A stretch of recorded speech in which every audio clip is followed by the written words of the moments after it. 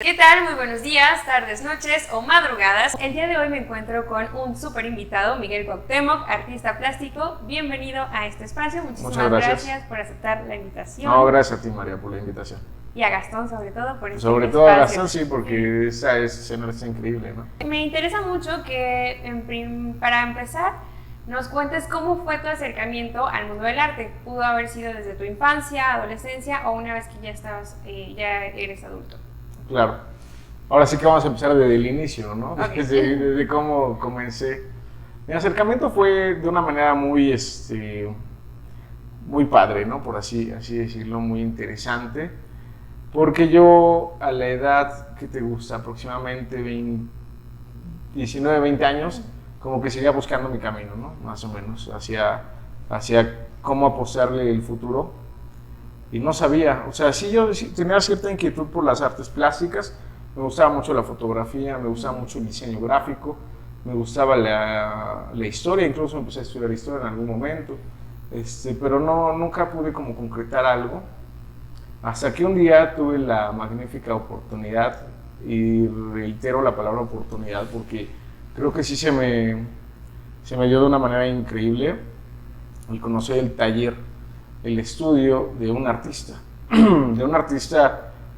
muy posicionado, muy consolidado, que ahí fue cuando me quedé con la boca abierta. O sea, yo previo a eso había visto, tal vez había soñado, tal vez en algún momento con tener mi oficina o con tener un algo, pero en ese momento decidí tener un taller con esos aromas, con esa atmósfera, con ese todo, y dije, entonces, si esto es el taller de un artista, entonces yo quiero ser artista. Fue el escenario lo primero que me atrapó, posteriormente fue la vida de él, me inspiró tanto, pero tanto, que fue que dije, tengo la necesidad de ser como él. Entonces, qué interesante, que me parece bastante peculiar que te hayas interesado en el ambiente y justamente en esta onda de los olores. Claro. Y en la vida. Generalmente cuando nosotros tomamos este tipo de decisiones nos basamos mucho en los comentarios que nos llegan a hacer personas del medio, ¿no? De que, bueno, pues yo te recomiendo o vete metiendo por acá. Pero el hecho de que tú intuitivamente te hayas acercado a este mundo justo por tu percepción de todos los elementos externos a ti, claro, pues se me hace como una forma muy interesante de iniciar dentro del mundo del arte. Y más también que el hecho de que estuvieras presente en ese estudio te hizo ver de una manera palpable que eso podría ser realidad. Sí, efectivamente, sí, es como, pues, no sé, a través de pláticas con el artista, a través de consumir sus libros, su música y todo, sí, como que el panorama creció y fue en algún momento de mi vida en donde ya no me quise desprender, porque había algo en mí que se había, no sé si roto, no sé si la palabra roto sea la correcta, pero algo en mí cambió, o sea, sí cambió, porque yo conocía así el arte a través de museos y también a través de los grandes pintores como fue Picasso, Salvador Dalí, Remedios Varo, Leonardo Carrington, todos esos, pero se veían como súper inalcanzables, ¿no? O sea, para mí eran como muy de museo, nada más. Pero cuando tuve la oportunidad de estar frente a frente con la vida de un artista, me di cuenta que no era tan inalcanzable, entonces eso me motivó en algún momento de mi vida a decir, pues entonces me gustaría ser artista. O sea, de alguna forma podríamos decir que dejaste de idealizar esta imagen de artista. Sí, la tuve más a la mano, más cerca.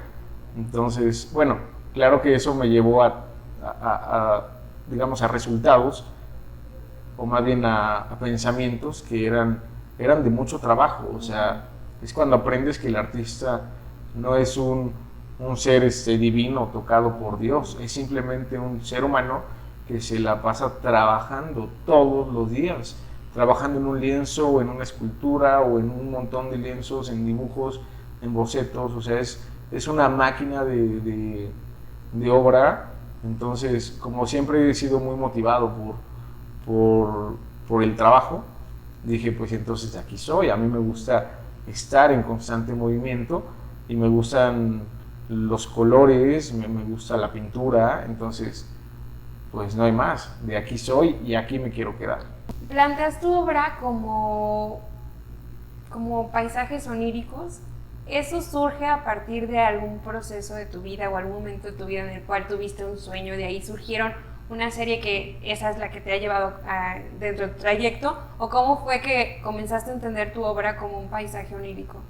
Eso tiene mucho que ver con la investigación, con todo este ritual, vaivén entre museos, galerías, libros, música.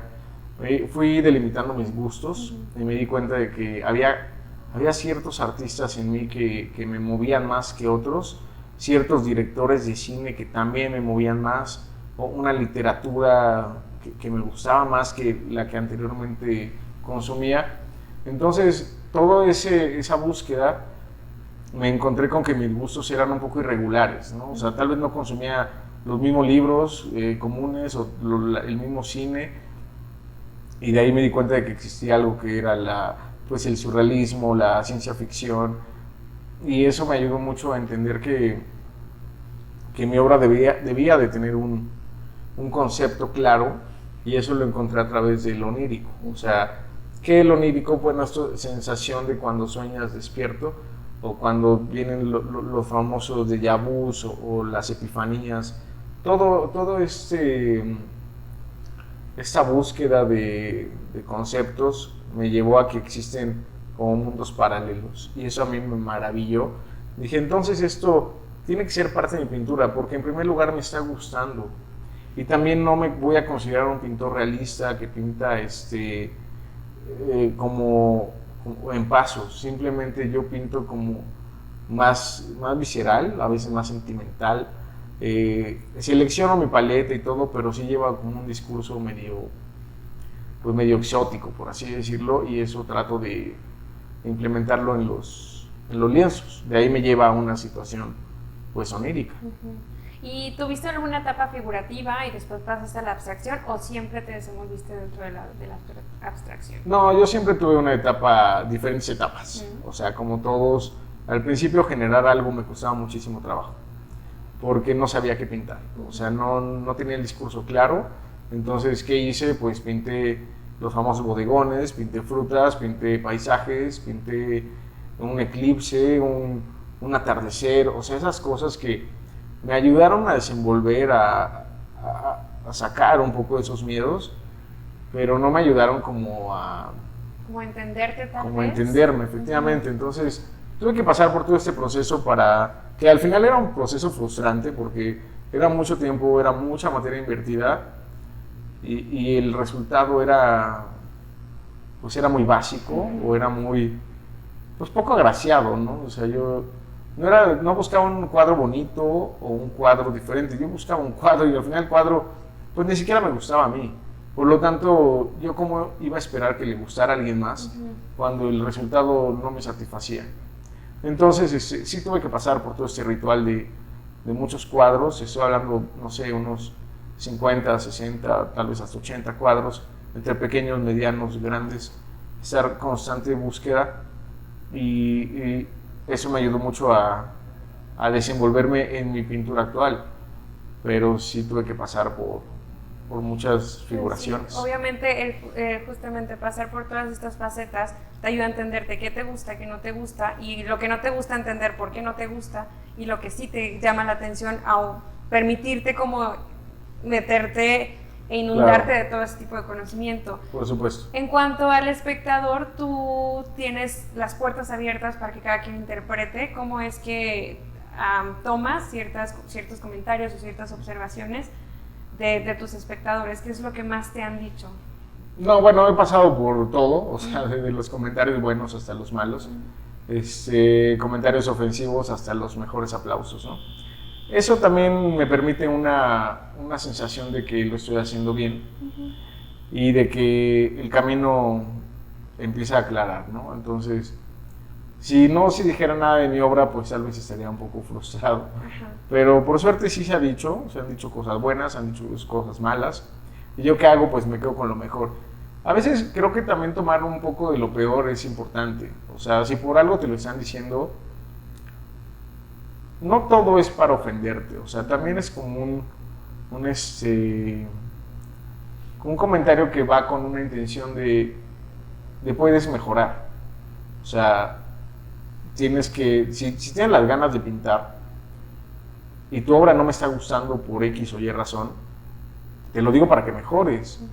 Pero no me pongo en un barco de que pues es que yo soy un chingón y no me importa lo que tú digas, porque si no, no vas a lograr nada. Entonces, me quedo con lo mejor, un poco también de lo peor, y lo transformo en pintura, porque creo que el pintor, pues sus herramientas son esas, o sea, sus balas para poder vivir, pues es eso, son sus óleos, son sus acrílicos, son sus pinceles, y es la única manera de defenderse ante las adversidades. Y yo por suerte pues siempre he sido una persona muy relax, o sea, muy tranquila. No me gusta la pelea, no me gusta la batalla, no estoy muy en ese estado. Por lo tanto, pues me encierro en mi taller, sigo trabajando. Y mientras yo haga eso soy feliz y eso me lleva a una felicidad infinita porque pues todo el tiempo estoy pintando, ¿no? Y comentabas que tu manera de pintar o lo que quieres plasmar es algo muy visceral, muy emocional. ¿Consideras que quienes observan tu obra logran empatizar con estas emociones que tú quieres transmitir? ¿O cómo percibes tú a tu público? Sí pasa, sí logro captar esa sensación que yo quise dar desde un principio, pero también hay veces que es completamente diferente y eso también es agradable. Porque encontrar esos nuevos comentarios o cuando la gente ve algo que no estaba plasmado, esos significados, es súper interesante porque la obra te lleva a tener diferentes lecturas, diferentes perspectivas, diferente todo, y te das cuenta hasta dónde llega el arte, hasta dónde puede mover un cuadro. Y entonces el discurso es claro, tal vez desde un principio, del boceto a la pintura, a la técnica, como que trato de generar como un discurso, y si al final se logra uno completamente diferente, tal vez puedo pensar que el cuadro pues entonces está bien pintado. No me satanizo diciendo es que no lo logré, cuando la pintura pues tiene esa libertad de poder crear mundos paralelos, ¿no? ¿Y cómo es tu proceso de creación? ¿Eres muy metódico en cuanto a bocetaje, concepto, aplicación de la técnica? ¿Haces series o haces cuadros individuales? ¿Cómo es todo tu proceso de producción? Pues como te mencionaba al principio era muy, digamos, pintaba lo que se me ocurría. Me di cuenta que ese no era el camino, porque al final yo tenía 10, 15, 20 cuadros, todos diferentes, no había un camino, no había un discurso, entonces primero rompí todas las reglas, eso me gustaría comentarte, como que empecé pensando que esto iba a ser fácil, y yo, bueno, es que pues pintar es así, y me empecé a meter con el expresionismo abstracto. Yo pensaba que era muy de aventar la pintura y firmarla con letras doradas, ¿no? Pero el tiempo me dio un par de cachetadas y me dijo que no era ese el camino. Había que educarse paulativamente, aprender técnicas, aprender texturas, aprender colores. Entonces, como que le metí un freno ahí al tren que llevaba, miré un poco hacia atrás y vi la retrospectiva. Eso me hizo pensar que tenía que educarme. Entonces me empecé a educar a través de hacer como una idea más clara, más bocetos, definir la paleta que voy a ocupar, definir el tipo de materiales, cuál va con cuál. Entonces esas reglas que yo había roto, ahora me tocó como pegarlas, ¿no? Entonces las empecé a pegar una por una, que actualmente es muy cansado porque las sigo pegando, porque siento que rompí muchas. No me arrepiento porque fue divertido el hecho de romperlas, pero ahora andar ahí literal con el masking tape y con el pegamento, sí, por ejemplo, pinto menos que antes, pero pinto mejor. Sí, pinto más lento. No es la cantidad, entonces es la calidad. Ajá, exacto. Y bueno, respondiendo a tu pregunta, pues ese es el proceso. delimitar bien el tamaño, los colores, el boceto, la idea previa, enfrentar el bastidor en blanco, pues sigue siendo, para mí antes era más fácil, ahorita cada vez es más difícil. Incluso también me ha gustado mucho ser autocrítico conmigo. Creo que yo he sido muy duro, pero muy duro conmigo. Yo he tirado cuadros a la basura, les he echado blanco, los estoy pintando y a la mitad me detengo porque no me está gustando. Y eso me ha ayudado un montón, o sea, me ha ayudado mucho para entender que el camino no es, no es nada más la pintura y el ser humano y ya, es un proceso. Entonces, cada vez estoy puliendo más ese proceso y me gusta, lo disfruto más. Sí es más cansado, sí es más laborioso, pero es el resultado es más satisfactorio. Pues es justo también esta idea entonces de no enamorarse de las piezas y si en algún momento no te sientes cómodo con lo que estás compartiendo, con lo que estás produciendo, pues sin problema hay que trabajar con ese desapego, ¿no? Decir, bueno, si no me está aportando más, entonces ¿por qué estoy continuando algo que sé que no va a llegar a un buen punto? Claro. Esto me lleva a preguntarte, ¿qué tan perfeccionista te consideras? Me acabas de comentar que estableces tu paleta de colores, tu boceto está bien establecido, el concepto y todo. Pero una vez que tú estás enfrentando el lienzo, ¿qué tanto te permites fluir con los errores de una pieza o cómo te va llevando la obra? Fíjate que yo ahí soy muy duro, como te comentaba hace un momento. No me gusta tanto romper ya con el esquema, porque a veces es padre y a veces es válido sí volverse loco y tal vez voltear el lienzo a la mitad y aventar un poco de pintura de otra tonalidad diferente. Sí es divertido, pero también me gusta mucho guardar como el respeto, porque yo tengo un conflicto como personal, y es que soy muy ordenado, o sea, me gusta como tener todo muy, muy en su lugar. Entonces, cuando yo empiezo un cuadro, saco como los materiales que voy a ocupar, como los pinceles y los acrílicos y empiezo. Romper con eso me cuesta trabajo, porque al final así es mi vida, o sea, yo soy una persona que tiene como todos los libros ordenados, como toda su ropa ordenada, como todo en su lugar, y romper con eso me cuesta trabajo. Sí lo he hecho, la verdad. Más en el inicio, comentabas también. Más en el inicio, no sé, yo recuerdo atrás de mi caballete una pared similar a esta. Pero bueno, la mía era una explosión mucho de esos errores, de disfrutar el gozo. Tal vez era como tu espacio de libertad, podría decirse. Efectivamente. Sí, y no me molestaba tener como esos errores plasmados en pared, pero hoy en día sí me molesta. Sí es de que tengo un espacio y ese espacio lo tengo que respetar. Y cuando hay una salpicadura en la pared es porque lo hice mal, ¿sabes? Entonces, pero esto te estoy hablando de años de práctica y no de dónde poner el brochazo, sino hasta dónde quieres llegar. Y eso a mí me llevó mucho te repito, pues a estarme educando constantemente hasta llegar a un cuadro hoy en día pues ya más educado, más estructurado, pero pues creo que el hecho de ser duro conmigo ha funcionado. Entonces tú sí ritualizas, por así decirlo, tu momento de producción. ¿Tienes alguna rutina o algo previo antes de ponerte a producir? Sí, esta palabra que mencionaba, rituales, para mí es maravillosa, la aplico diario. Para mí el hecho del ritual es muy importante porque ¿qué es lo que pasa con mi día a día, ¿no? O sea, yo al final vivo en donde trabajo o trabajo en donde vivo, viceversa. Y eso me lleva a una rutina. Pero me gusta que esa rutina tenga sus aspectos, porque todos los cuadros son diferentes, pero todos los hago en el mismo lugar y con la misma atmósfera. Entonces, ¿qué hago yo con esto? Pues lo ritualizo, por así decirlo.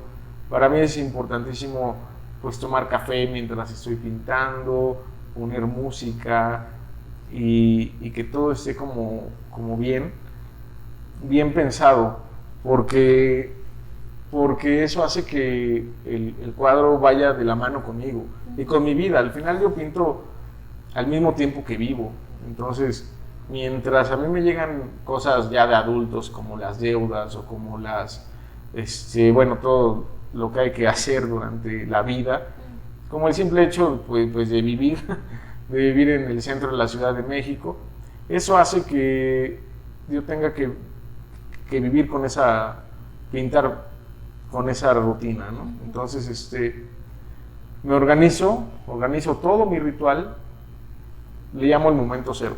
Ya cuando estoy en el momento cero ante el lienzo, y es porque está todo en orden. A veces es fácil, a veces es difícil, a veces el momento cero no llega, a veces llega en una semana después.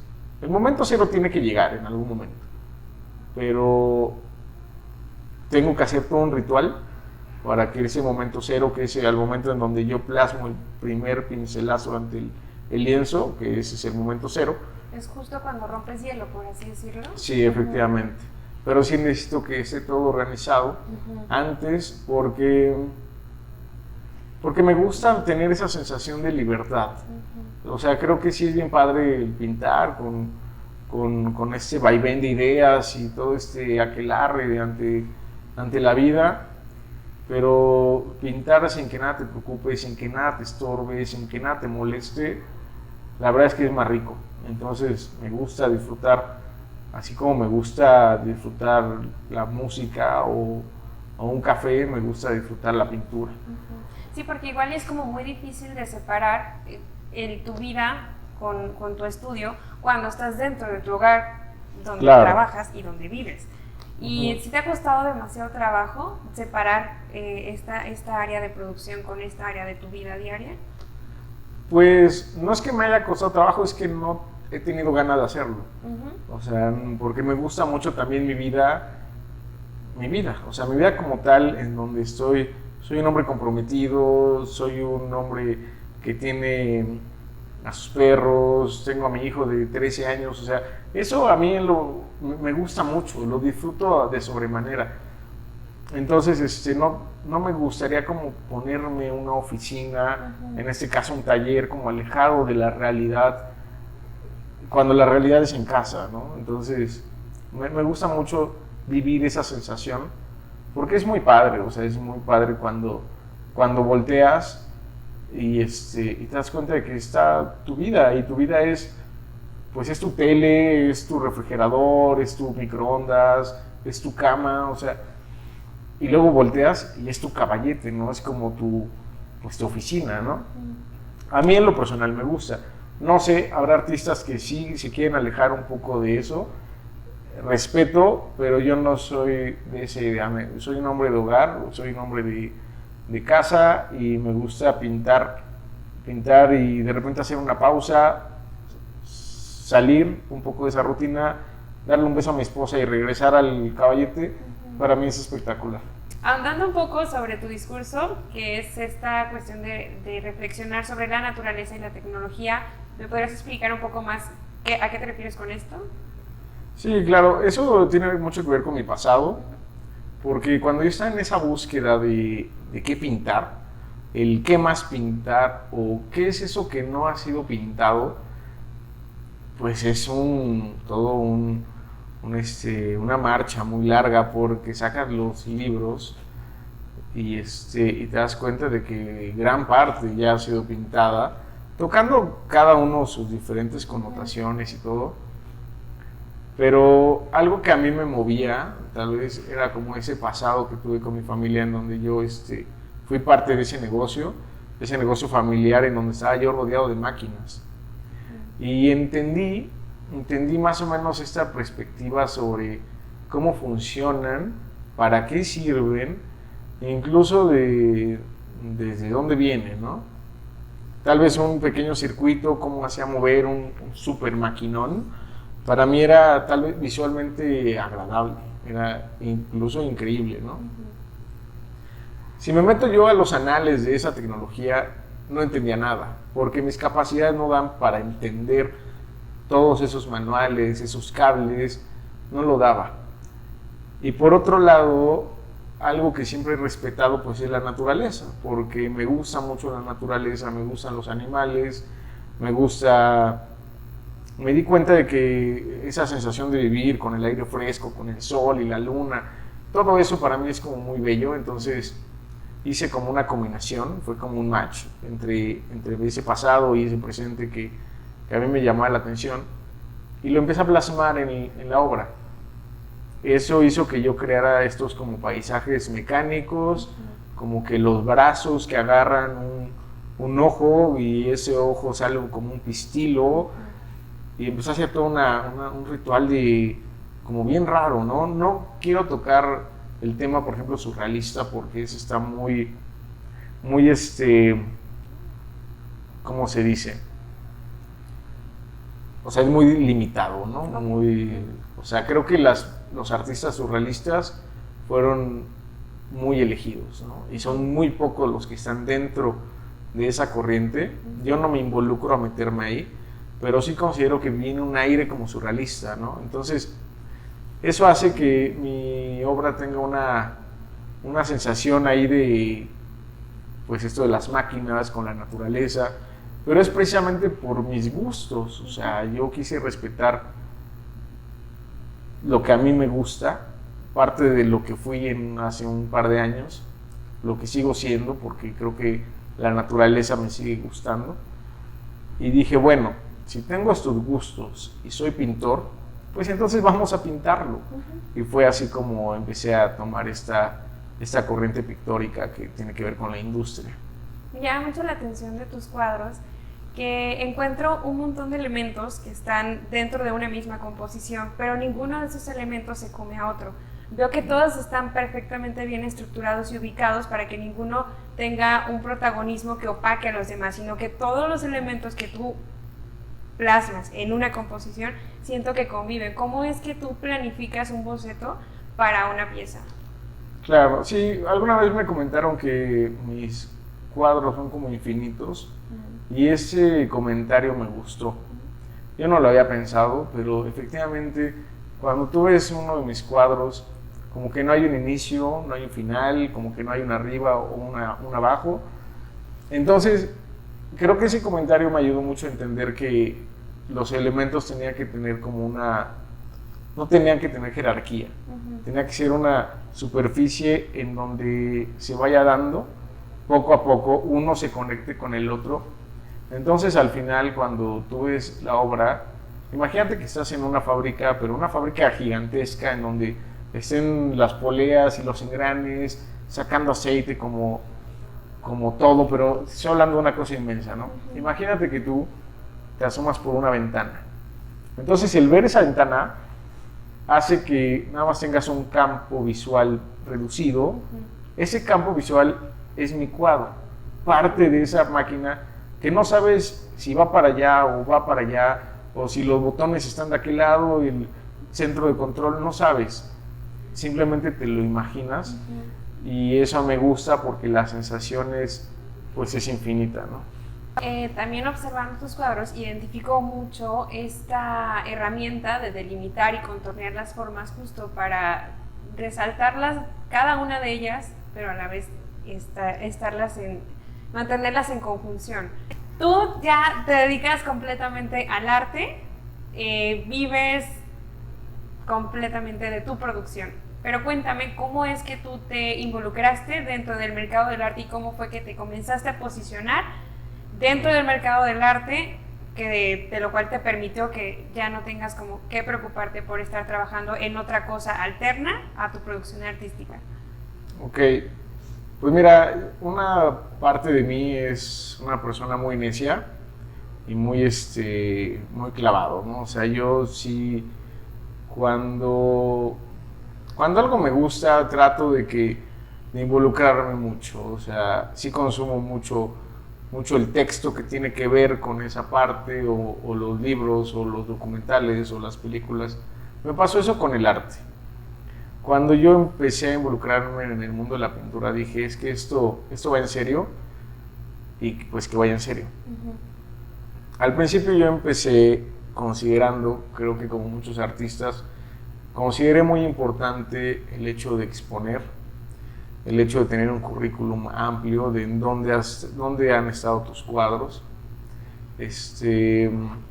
y lo busqué. La verdad es que lo busqué y por suerte lo obtuve. Se llegaron con el tiempo eventos de exposición en colectivo, en individual, llegaron oportunidades para poder intervenir piezas, empecé a conocer gente ya muy involucrada en el medio que me invitó a hacer colaboraciones, pero hubo un momento en mi vida en donde sentía que estaba yo jugando al chamaco que le gustan las artes, ¿no? O sea, sí, no sé, algo tuvo que pasar, un evento en mi vida, que yo ya me estaba cansando de tanto buscar y buscar y buscar, porque tanto que busqué, al final yo llegaba a mi casa y no tenía dinero, o sea, no tenía ni dinero, no tenía ni material, no tenía nada, o sea, simplemente tenía como si mi exposición colectiva en tal lugar, ¿no? Y la verdad es que dije, es que esto, pues sí está padre, pero no es el todo, o sea, necesito tener algo, pues algo diferente, algo que me dé para vivir a mí y a mi familia, incluso, pues yo ya con un hijo, pues no me las podía andar ahí jugando del chavo que anda ahí con sus cuates pintores, ¿no? O sea, yo ya tenía que agarrar la vida en serio. Entonces, ¿qué hice? Pues perdón, pero mandé muchas cosas al carajo y me dediqué a pintar, simplemente a pintar y a darme cuenta de que el mundo del arte es difícil, pero esa dificultad te hacía más fuerte. Una vez me dijo un amigo que quiero mucho, me dijo, creo que las mejores batallas es para los mejores. Entonces dije, si esto va en serio, pues que vaya en serio. Me olvidé de las exposiciones, me olvidé digamos que de esas palomitas que te ponen en el examen, me olvidé de todo y dije, pues vamos a pintar. Y me puse a pintar. Eso hizo que cambiara el algoritmo. Y personas, coleccionistas de arte, gente joven que se empezaba a involucrar en el arte, empezó a voltear a verme, pero fue gracias a todo este ritual de trabajo, de decir, voy a pintar este cuadro grandote, y mañana voy a pintar uno chiquito, y pasado mañana uno mediano, es más, si tengo tiempo, voy a pintar dos, y cuando tenga tiempo libre, voy a dibujar. Entonces, me involucré tanto, que eso hizo que, de repente ya cuando yo tenía un cliente, pues yo ya tenía obra necesaria para que ese cliente pues se llevara algo. Y eso se empezó a convertir un poco en sensaciones de ganar. Y no me refiero a ganar dinero, me refiero a esa sensación de ganar. Y dije, por fin estoy ganando algo, porque las palomitas, que sí estuvo padre y fue interesante, pero yo llegaba a mi casa como cansado. Ahora prefiero llegar cansado, pero pues ya tener dinero para comprarme una torta, ¿no? O sea, ese tipo de cosas cambiaron muchísimo la sensación y me involucré completamente a la producción y a mejorar la técnica y a creer en mí. O sea, creo que eso también es importante porque como que uno opta porque los demás crean en ti, el galerista, el público, y como que buscas ese diploma. Y si no te lo dan, como que te frustras. La verdad es que ya dije, bueno, si les gusta mi pintura, pues qué bueno, y si no, pues no me interesa. No me esforzaba por obtener esos diplomas, esos aplausos. Yo me esforzaba por obtener algo más.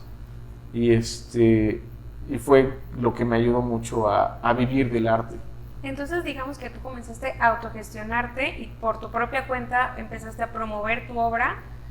Y después de eso vinieron las galerías o vinieron los representantes, o desde un principio te quisiste mostrar y de alguna forma apoyar de galeristas y corredores de arte.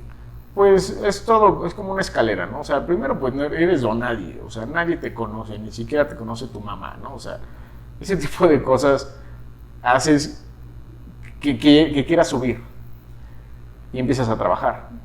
Ya te compraron tus hermanos y tus primos y tus amigos. Ya se te acabó la familia. Ya se acabó ese círculo, ahora que sigue gente desconocida y empiezas a buscar esa gente que ni te conoce a ti ni tú a ellos, pero empiezas literal como a venderte como en las fiestas y decir, mira, yo soy pintor, o en la cafetería, yo soy pintor, o en donde sea, yo soy pintor, para que te conozcan.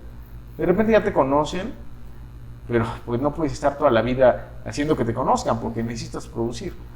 Entonces dices, bueno, me voy a aventar un salto a las galerías y empiezas a tocar puertas con las galerías y les empiezas a hacer presentaciones y el PDF y lo que le llaman el dossier, y empiezas a que todo salga perfecto para que el galerista le guste. Entonces, bueno, mi obra se empezó a meter en galerías, lo cual estuvo increíble.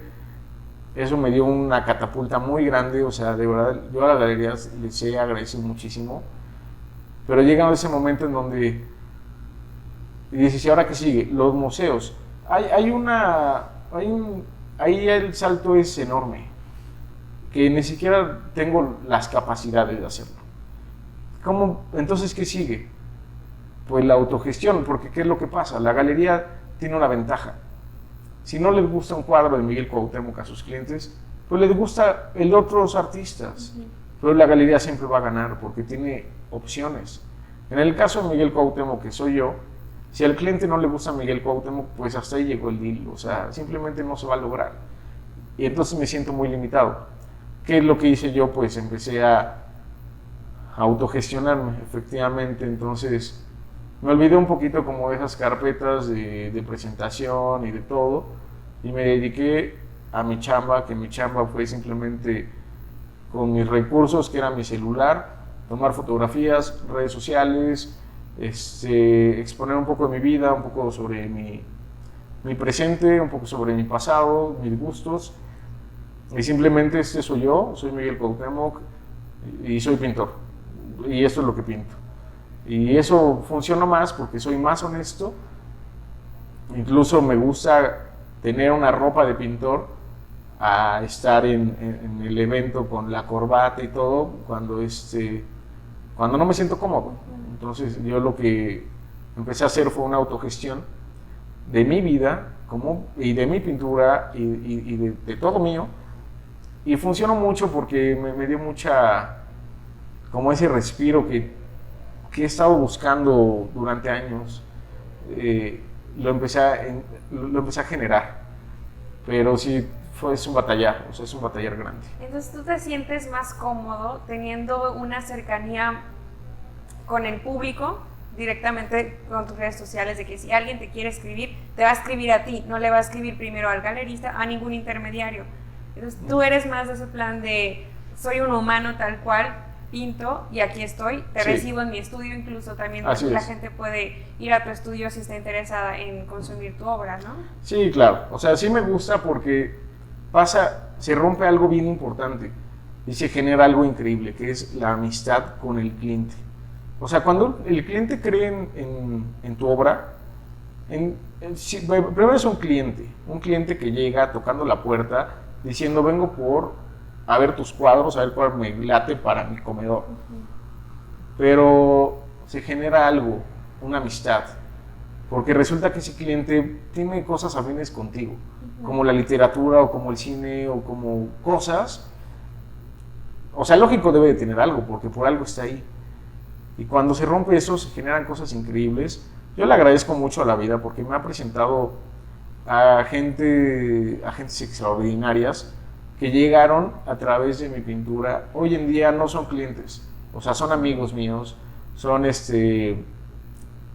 gente que me apoya, gente que cree en mi futuro y no anda buscando en dónde encontrar uno de mis cuadros. O sea, literal me puede mandar un WhatsApp y me puede decir, ¿qué onda? ¿Cómo estás? ¿Qué has hecho? A ver, mándame fotos de un cuadro así que estoy buscando, ¿no? Y eso lo hace más padre. Aquí sí quiero hacer una aclaración. Tú mencionas que se comunican directamente conmigo, pero fíjate que no, y lo digo a manera de chiste, pero no es un chiste, ya es con mi esposa. O sea, ella ya es la que agarra y dice, a ver, espérense. pero es parte de ti. Ajá, sí, claro. O sea, no es el galerista o el corredor de arte. No, aquí ya... Es tu conjunto, es tu conjunto. Sí, mira, mi esposa ya es actualmente es mi representante, es mi manager, también es pues la que cobra y la que se lo gasta todo. Pues ya, o sea, prefiero esta vida como más de esposo que estar en otra situación. O sea, la verdad es que actualmente si me buscan en redes sociales me van a encontrar, se van a encontrar con una persona que esa persona es mi esposa y ella es la que me pone a trabajar todo el tiempo, ¿no? Entonces, te repito a manera de chiste, pero no es un chiste lamentablemente, pero está padre, o sea, estoy feliz. Yo sí creo que es afortunadamente. Sí, afortunadamente mi esposa me ha ayudado un montón y ella es la que actualmente gobierna todo lo que es lo que he logrado con Miguel Cuauhtémoc, pero pues feliz porque hay veces que sí me da dinero. se les abra un poquito el corazón. Sí, hay veces que esta villa le hace falta me que dice, se mira, ya. Últimamente he estado buscando cosas y sí me ayuda. Qué linda ella. Sí, qué buena onda. Recientemente elaboraste un mural titulado Los sueños viajan en ferrocarril. ¿Ese proceso cómo fue? ¿Ya habías pintado anteriormente un mural? El hecho de estar en la calle, que la gente te ve pintando, ¿cómo es que te sientes en ese ambiente fuera de un taller? Eso es, sí, efectivamente, no, es como mi quinto mural, el de Los sueños viajan en ferrocarril. Primero tuve uno en Plaza Encuentro Sur, luego hice unos en Tulum y luego se presentó este. Ese fue muy padre porque rompí con esa rutina de estar en casa y en taller. Agarré y en una maleta metí todos mis acrílicos, metí mis pinceles y vámonos, ¿no? A la aventura de el Survivor en la selva de concreto, de estar pintando bajo el sol. Eso estuvo muy interesante. Y este mural nace precisamente por una gestión a través de mi esposa, que ella me ayudó mucho estaba por inaugurarse ese parque. Antes de que se inaugurara, buscamos la oportunidad de poder intervenir en una cancha de fútbol, porque era como muy sobrio, o sea, estaba como muy en el punto de ciudad. Entonces queríamos romper como con eso y crear la cancha como si fuera un lienzo gigantesco. Y como está en el Parque del Ferrocarril, me inspiré en eso, como en este movimiento de la máquina que está muy acorde con lo que hago. Entonces, entre las ruedas, entre las cadenas y todo eso, pues se fue generando todo un discurso que precisamente lo titulé así: Los sueños viajan en ferrocarril, porque creo que el ferrocarril es un elemento que tiene mucho que ver con esta historia de crecimiento de las ciudades, ¿no? Entonces, pensar también como niño es importante. Y si tú metes en tu vida un concepto de que los sueños viajan en ferrocarril, pues suena poético, suena raro, pero suena también divertido, ¿no? O sea, en cuanto a como es la propia pintura, ¿no? Tiene que ser divertida, tiene que ser audaz, tiene que ser ágil, y eso es lo que traté de hacer en este mural. Fue, la verdad, muy padre el hecho de pintarlo. Recibí el apoyo de una empresa muy importante que me ayudó a poder realizarlo. Y fue un evento que, como todos mis eventos, yo trato de ponerles un inicio y un final. Ese mural lo inicié, lo hice con mucho amor, con mucha paciencia. Traté de que tuviera todos estos colores que analicé desde un principio para que se viera algo muy colorido. Un día lo terminé, lo titulé y agarré mi maleta y me regresé a casa y ahí está el mural en la colonia Granada, muy cerca del Museo Sumaya. Ahí está el mural. Visitando tu página oficial me llamó muchísimo la atención 5 puntos que tú mencionas, en los cuales son necesarios para estar o desenvolverte dentro del mundo del arte. Esos 5 puntos, bueno, me gustaría que andáramos uno por uno para entender cómo es que tú los planteas a quienes, siento que esto va más enfocado a quienes deciden iniciar en el mundo del arte como productores. Okay. El primero es ama el arte. Sí, eso es muy importante. La verdad es que ese discurso lo he estado puliendo porque la vida me ha ido cambiando, ¿no? Pero sigo defendiéndolos. ¿A qué es lo que voy? Lo que tú mencionas, ama el arte, creo que es una enseñanza que viene de mi papá, en donde hagas lo que hagas, tienes que saber, tienes que aprender cuáles son los anales de ese algo. Entonces, en algún momento de mi vida yo dije a los 4 vientos, pues voy a ser pintor. Entonces, ¿qué pasó? Pues tenía muy poca información respecto a la pintura, a la historia y a muchas cosas. Entonces, recuerdo haber desempolvado un par de libros que tenía mi papá de arte, pero luego con el tiempo mi papá compró más, y más, y más, y de repente compró un montón, pero buenísima onda que todos esos me los compraba a mí. Entonces agarraba y se iba al centro o una vez fue a Chicago y también compró como 20 libros y me dijo, toma, ¿no? Y yo dije, no, espérate, ¿de qué estás hablando? Ahí viene como que la primera enseñanza. Si te vas a dedicar a esto, tienes que saber de esto. Me compró unos libros increíbles. Omitimos mucho el lado del histórico, como estoy hablando del Renacimiento o el Barroco. Todo eso lo omitimos y nos fuimos directo a lo que fue el expresionismo, el movimiento Cobra, pintores para mí desconocidos, sinceramente, como tal vez Pierre Leczinski o como James Ensor o como todos ellos que actualmente admiro mucho, viene a través de estas enseñanzas. Y efectivamente, si te vas a dedicar a esto, pues primero atesóralo, ámalo y empápate de esa información y luego haces lo que quieras. Si no lo vas a hacer, si no vas a amar esta sensación, pues entonces dedícate a otra cosa.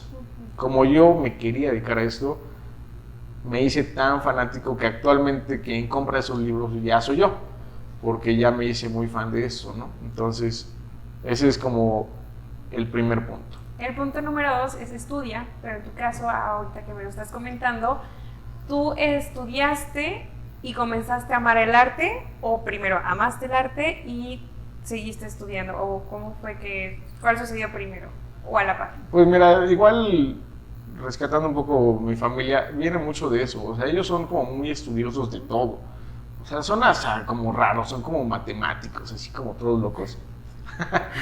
Pero es un constante estudio todo el tiempo. Entonces yo como que queriendo ser parte de algo, siempre he estado estudiando. O sea, a veces me hace burla mi esposa de que piensa que nada más veo los libros hacia lo menso, pero... Las puras ilustraciones. Ajá, nada más veo los dibujos. Pero eso también es parte de estarse empapando de información. Y sí, yo primero quise ser un estudiante de todo, de la vida, de fotografía, de historia, de tantas cosas.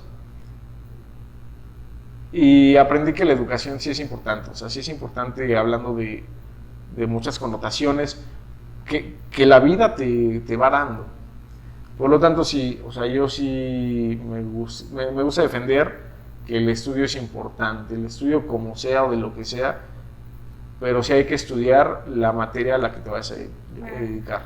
El tercer punto es rompe las reglas y yo coincido completamente con eso. Soy de esta idea de que construye y después destruye. Así es. Primero construye tus bases y después haz lo que quieras con esas bases. Efectivamente, sí, ya lo hemos platicado, a mí me pasó eso. Rompí todas las reglas, que no me arrepiento de nada. Sí es importante romperlas, pero tienes que saber romperlas, o sea, en qué momento, cómo y cuándo y en dónde hay que saberla romper. Entonces, y el para qué también. Sí, claro, o sea, creo que eso es muy importante. Por eso lo pongo también en ese discurso. Rompe las reglas, pero aprende a romperlas, ¿no? Ese es el tercer punto. Y el cuarto punto me parece bastante fuerte, es el fracaso. Claro. Ese miedo a fracasar, ¿cómo es que tú lo enfrentaste? Efectivamente, sí, sí fracasé en muchas ocasiones, muchísimas, y eso me ayudó un montón. Me ayudó tanto que hasta hoy en día lo digo con gusto, lo pongo en mi trayectoria. Tienes que fracasar y sí te tienes que encontrar ante esos golpes de la vida en donde de plano no das ni una, ¿no? Incluso tu obra ni siquiera le gusta a nadie, o sea, eso es algo en donde lo tienes que consumir en algún momento, donde digan que es una cochinada, pues tienes que entenderlo y tienes que vivir con eso. Posiblemente lo puedes traducir a un éxito, pero antes tienes que enfrentarte ante eso. Aprender a fracasar creo que es muy importante, porque pues sí son muchos aprendizajes, pero es eso, aprender a fracasar, porque si nunca lo aprendes, pues entonces la vida no te va a llevar a ningún lado. Por lo tanto, creo que a mí los fracasos, quiero retomar un poco la conversación de un principio. Cuando yo empecé a querer ser pintor, lógico, lo primero que me enfrenté fue contra los comentarios, porque mis primeros cuadros eran pero casi iguales o muy similares, pero en formato chafa de quién fue mi maestro, ¿no? Todo ese comentario que en inglés le llamamos el hate, pues me tuve que aguantar y recibir un montón de golpes por todos lados, pero aprendí de eso. O sea, aprendí que si yo seguía por ese camino, pues iba a fracasar, pero ya de por vida, ¿no? Vitalicio. Entonces decidí escaparme un poco, tomar otras decisiones, pero no por eso dejé de pintar. Pero sabes que ahorita que mencionas eso, esa parte de tu trayectoria, se me hace bien importante no encasillarnos con esta idea de que el tener influencia de algún maestro histórico o de un maestro que tuvimos sea como un desacierto. Obviamente nos vamos a ver influenciados de las experiencias y de lo que vivimos junto con ese maestro. Sus enseñanzas pasan directamente hacia nosotros. Sí, por supuesto. Y no tenemos por qué negarlas, pero sí es bien importante que justo lo que mencionas, ¿qué haces con ese conocimiento o esas formas de construir tu pintura? ¿Cómo lo traduces y cómo te apropias de ese tipo de discurso y cómo lo muestras a partir desde tu punto de vista? Efectivamente. Y yo creo que eso es como parte del fracaso. O sea, tienes que darte cuenta de que así uno empieza. También yo llegué a concursar muchas ocasiones para todo. O sea, yo quería la beca del FONCA y también quería no sé cuántos premios, y yo quería salir en tal programa o en tal periódico, en tal revista. Y lo único que recibí era el rechazo, ¿no? ¿Y qué hice con este rechazo? Pues lo traduje, lo empecé a consumir, a analizar y dije, pues creo que no es momento. Pero entonces de esos pequeños fracasos me empecé a construir. Creo que sí es importante fracasarlo. O sea, por eso también invito a los nuevos pintores o a los nuevos pues que fracasen, ¿no? Y por último, evoluciona y repite. El evoluciona lo entiendo perfectamente, pero no entiendo el repite. ¿A qué te refieres con eso? Es una constante de que la vida es cíclica, ¿no? Entonces, ¿qué es lo que pasa? Los cuadros, al final, todos se van a parecer, porque vienen de la misma mano, de la misma mente. Entonces, tienes que estar repitiendo constantemente el proceso, uno tras otro. Y va a pasar lo mismo. Primero, tienes que seguir aprendiendo, tienes que seguir estudiando, tienes que seguir fracasando. O sea, es un proceso cíclico. Es como esa serpiente que se muerde la cola, ¿no? En donde te está demostrando de que así es la vida. Siempre y cuando tú lo entiendas. Cuando tú no entiendes que la vida es cíclica, pues entonces te encuentras con una infinidad de pensamientos que te llevan a decir, es que no entiendo qué está pasando. Y te frustras y te enojas. Pero cuando entiendes que así es la vida, pues entonces el repetir hasta lo disfrutas. Yo invito a que sea ese disfrute, ese goce, porque conforme vas repitiendo, los cuadros al final van tomando una evolución, pero sí se parecen, porque tú tomaste esa decisión de irlo repitiendo. Por eso lo pongo en esta semblanza, ¿no?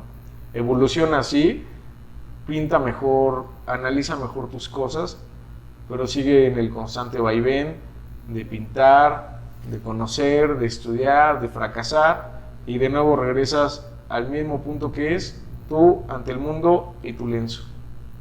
Va, pues muchísimas gracias. ¿Algo más que quieras agregar y compartirnos para quienes, puede ser como para quienes estén comenzando a producir o para quienes apenas estén queriendo iniciar como espectadores dentro del mundo del arte, que eso también es muy complejo llegar a nuevos públicos? ¿Algo que nos quieras compartir para los más? Pues sí, me gustaría darte las gracias por la invitación. Una plática muy rica, muy agradable. Me gustaría invitar a los jóvenes artistas, digo, yo me considero joven, pero a los que están un poco atrás, en ese aspecto de creer en ellos. Creo que sí es muy importante creer en uno mismo. De hecho, creo que es lo más importante.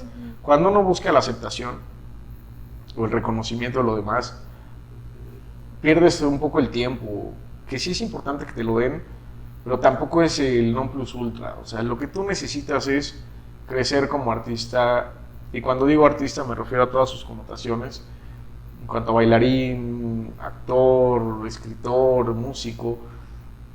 Enfrentar todos esos monstruos, esos fantasmas, es padre, porque el camino es muy divertido, es muy ameno, conoces gente increíble. Tú y yo nos conocemos gracias al mundo del arte, o sea, creo que eso ayuda mucho. Yo los invito a que no decaigan, a que no desistan, que rompan las reglas, que también aprendan a pegarlas, y que el camino, pues sí, es arduo, pero es increíble. O sea, el mundo del arte es increíble. Los invito a que inviten a sus hijos a conocer el arte desde niños. Hay que aprovechar que vivimos en un país privilegiado de arte, en donde los colores abundan, las texturas, los aromas. Hay que aprovechar todo eso. Y yo cada vez que pasa el tiempo me doy cuenta de que el país está muy enojado. No el país, sino como todo el mundo está muy enojado. Entonces creo que dedicarse a una expresión artística es una liberación increíble. Pues vamos a hacer una revolución, ¿no? de felicidad, y qué mejor que dedicarnos a las artes plásticas. Ok, muy bien. ¿Y cómo podemos encontrarte si queremos contactarte para adquirir una pieza o simplemente pedir consejos, no sé? Claro. Pues soy un millennial que tiene sus redes sociales, me encanta hacer historias, todo. Me encuentran en Instagram como @MiguelCuau. Tengo mi página web que es www.miguelcuauhtemoc.com. Ahí viene gran parte de lo que he realizado. Ahí vienen los 5 puntos precisamente. Y y soy una persona que sí es como muy adicto al celular, lo acepto, tengo esa adicción. Entonces un hola o un lo que sea, yo estoy súper conectado, porque sí me gusta conectarme a la pintura, me gusta conectarme a la red, y así me la paso todo el tiempo. Ok, pues muchísimas gracias por llegar hasta acá, por visitarnos en este espacio. Claro. Muchísimas gracias a Gastón nuevamente por prestarnos su showroom para realizar este tipo de conversatorios. Muchísimas gracias nuevamente, mil veces agradecida, y nos vemos muy pronto. Hasta pronto. Bye. Tengo algo para ti. Espera un segundo. ¿Sí? Tengo que mover. Simbólicamente